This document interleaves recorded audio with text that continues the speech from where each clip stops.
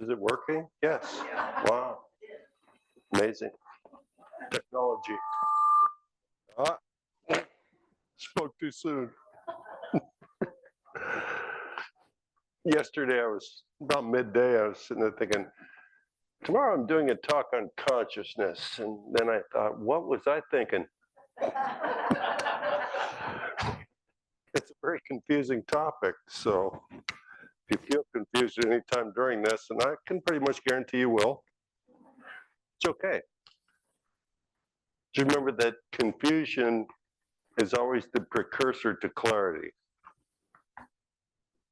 If it wasn't, then we wouldn't have anything to get clear about.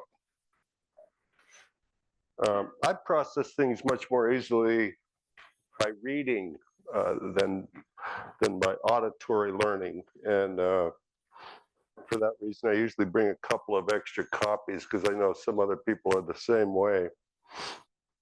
And I can also, anytime it's requested, I can email a copy of a talk if somebody's interested.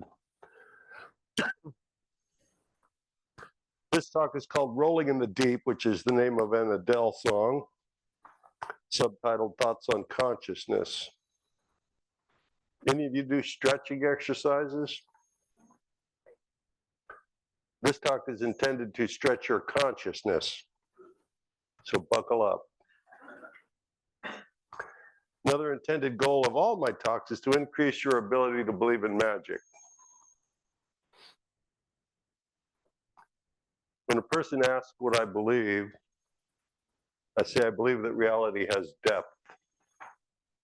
I further explain that I mean that there is more to reality than meets our thoughts and senses. It's been a very foundational belief for me, but it's time to build something on that foundation. You know, explain the depth. Some of this comes from deep meditative states, and I cannot testify to its accuracy, only that it's hard to poke holes in it. Other parts are the result of overlaying spirituality with logic. Feel free to accept or reject anything you hear. The depth is two things: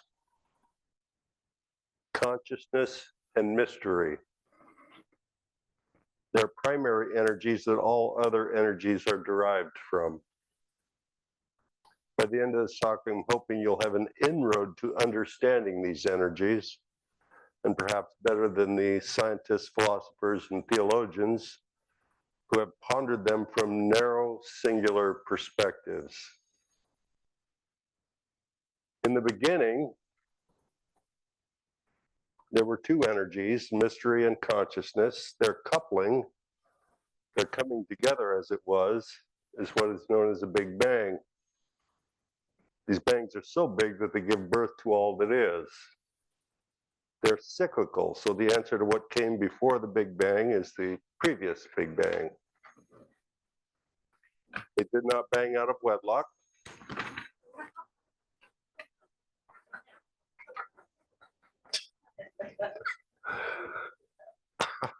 And because they are wedded, consciousness will always be mysterious and mystery always conscious. These two energies are the yin and yang of reality, diametrically opposed, and nonetheless inseparable. That's right, it's a typical marriage. I'm kidding, there's not that much antagonism or animosity. Sorry for that simple thought. Consciousness and mystery have very different yet very characteristics.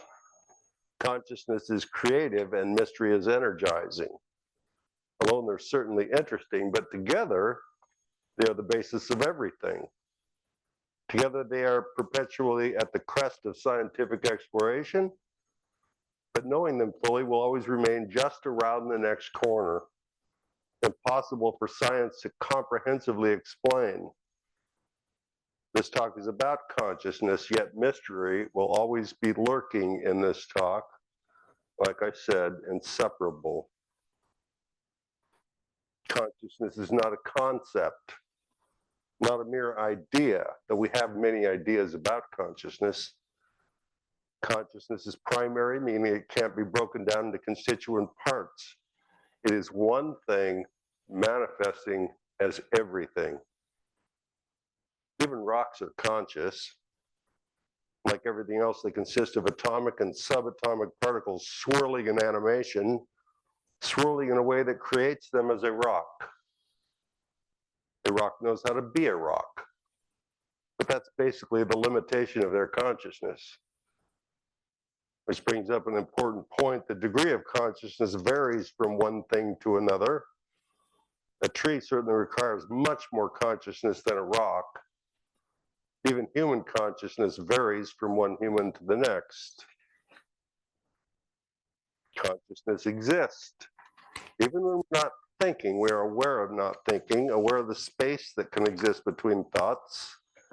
We might say that consciousness is everyone's thinking and the space between those thoughts and something else too.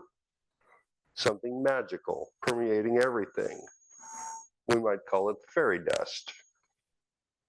We have long thought that consciousness is a manifestation of the mind or an ability or an action of the mind.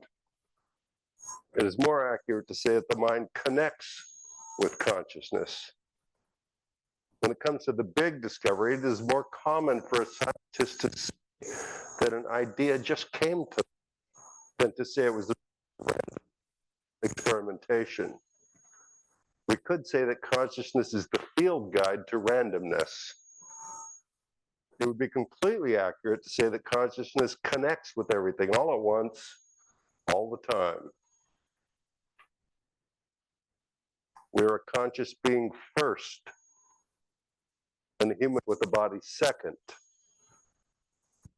Pervasiveness of our body's senses, seeing, hearing, and the like, tells us it is the other way around.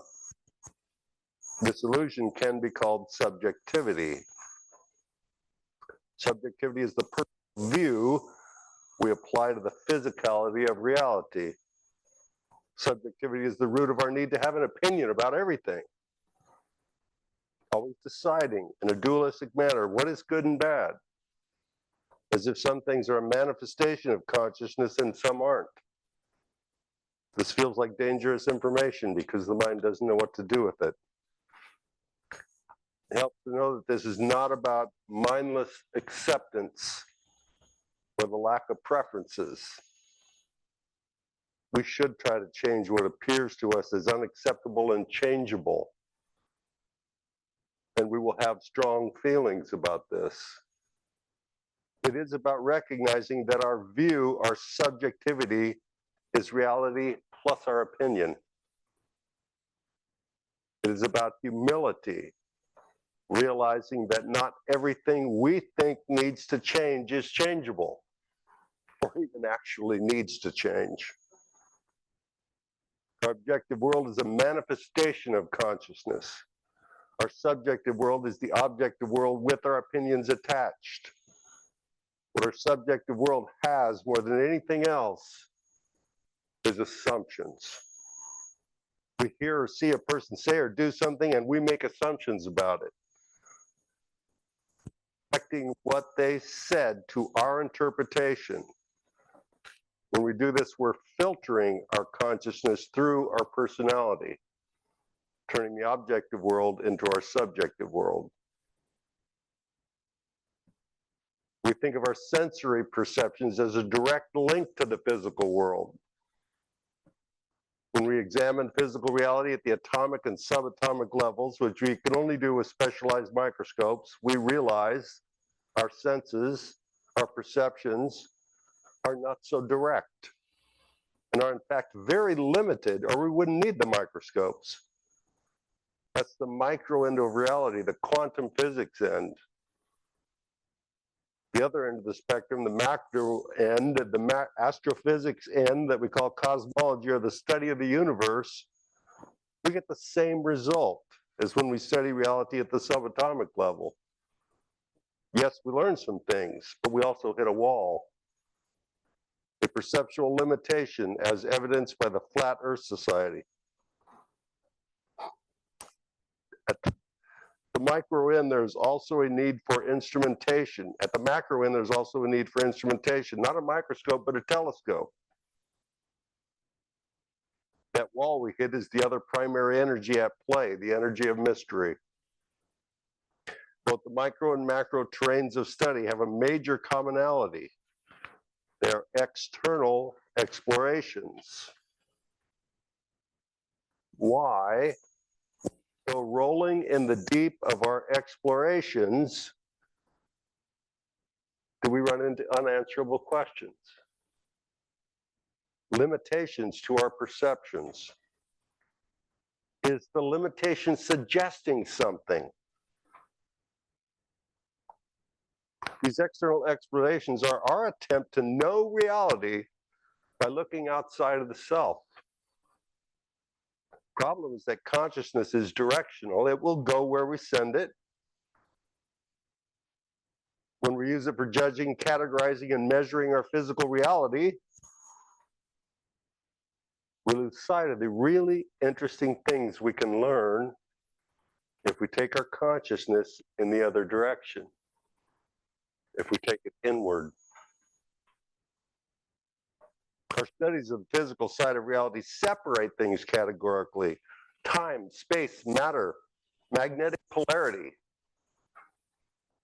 All of them possess qualities not apparent to our natural senses. And yet we think of them as the fundamental elements of reality. If that were true, wouldn't our perception of them be more direct? Wouldn't these fundamentals be more constant instead of changing with every new theory and instrument of examination? Why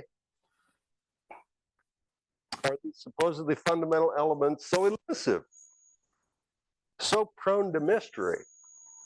Why do our perceptions hide more of reality than they make clear? There are things too subtle to taste, smell, hear, feel, see. Are our perceptual limitations trying to tell us what is and isn't important to explore? What does it mean that time, space, matter, and magnetic polarity are not only complex beyond our perceptual awareness, but complex beyond our ability to comprehensively explain them with the best and most recent scientific studies? Physics is predicated on the idea that everything, while connected by laws of interaction, laws of cause and effect, is nonetheless random and coincidental. That the laws exist has no particular meaning. Even the process of evolution has no particular meaning. Is the fact that our perceptions are hiding more about physical reality than they are revealing coincidental too?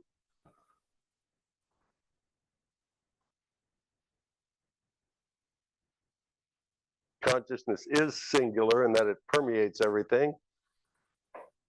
It is dualistic in that there is universal consciousness, that which permeates everything, and individual consciousness, that which we experience as a perceiving individual.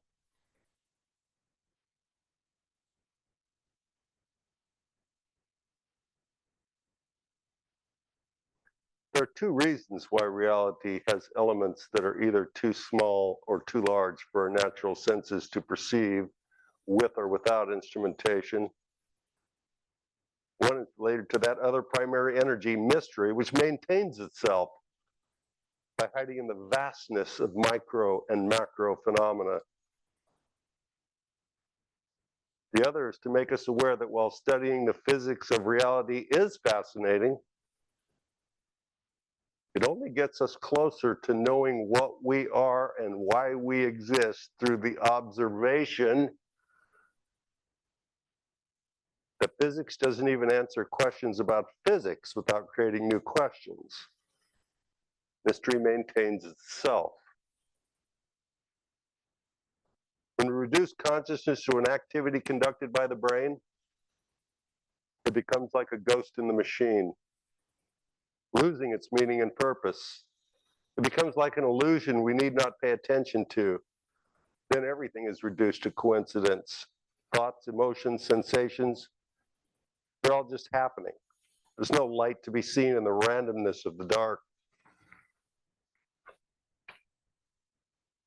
While we're on the subject of light, it can be said that consciousness is self-luminous, the light of lights. And while but one of many, consciousness is the ultimate commonality that connects us to each other when we let it and when we practice expanding it. Consciousness is awareness, so expansion just means to increase awareness. We can say that consciousness is reality being aware of itself.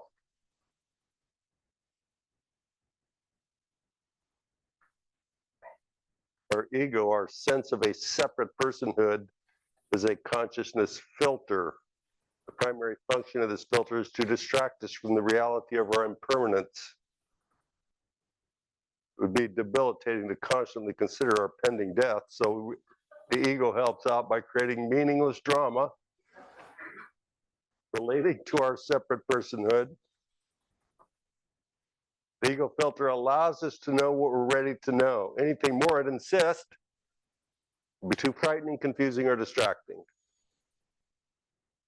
Universal consciousness interferes with our penchant for bliss by giving us glimpses beyond what we're ready for as a way of preparing us to know more. It's like the way the government occasionally releases new information on UFOs to slowly prepare us for more truth on the matter. Some of us have been blessed with an out-of-body experience. This type of glimpse informs us that consciousness does not require a physical body. The implication, of course, is that our consciousness continues after death. But also, considering that these experiences are not chosen but rather bestowed, we know something grander is at play than our personalized piece of consciousness. There's a point of view within the world of philosophy known as materialism. It is essentially, but not exactly, the scientific point of view, and it relates to believing that the whole of reality is physical. Nothing challenges that view quite like consciousness itself, which evades scientific explanation. Accepting that this is true is the beginning of consciousness expansion. Remember those elemental features of physical reality I mentioned? Time, space, matter, magnetic polarity? Zen master Joko Beck offers 4 other things as fundamental. She says the fundamentals are feeling, thinking, actions, and then she says the 4th is the observer of our feelings, thinking, and actions. The observer is our personal consciousness. While much of our feelings, thinking, and actions are subconscious, they are only evasive if we don't practice our awareness of them, don't practice our consciousness. Unlike the physical fundamentals that science names, what Beck offers is fundamentally knowable. It still doesn't mean we can eliminate mystery. Physical mysteries will always exist, and unraveling the mystery of our thoughts, feelings, and actions is the work of a lifetime. So what is consciousness? That's the question that confounds science, but only because science is stuck on the idea that reality is merely physical.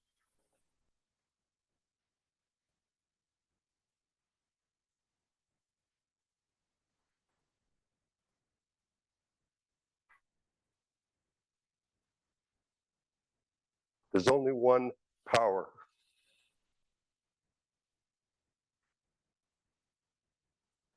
Active in the universe and in our lives. God the good, omnipotent. Omnipotent, capable of anything and everything. Consciousness, capable of anything and everything. We're made in God's image, the image of consciousness.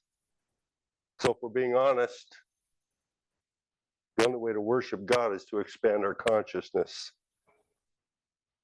Personal consciousness is our soul, and universal consciousness is God.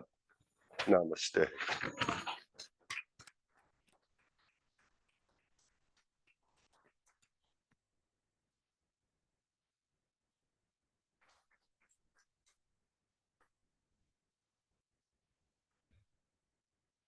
Thank you, Don. Another great talk.